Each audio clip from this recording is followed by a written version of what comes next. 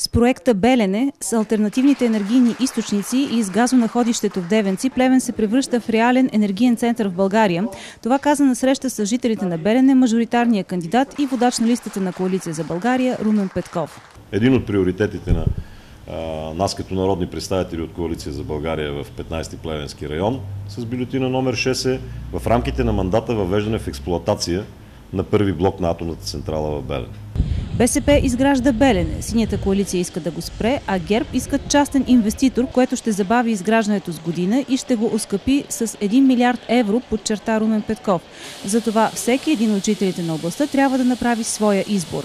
Този избор е избора на нашето бъдеще. Това е избора на разумните, на балансираните хора, които отиват пред урните на 5 юли, за да гласуват за своя днешен ден, за да гласуват за добруването на родителите ни и да гласуваме в крайна сметка за бъдещето на нашите деца.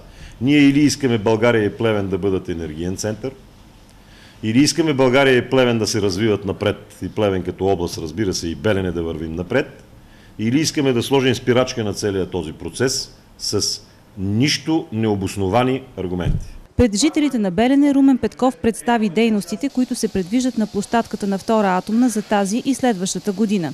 Той добави, че наред със строежа на АЕЦ Белене ще се изгражда и цялостната инфраструктура в региона.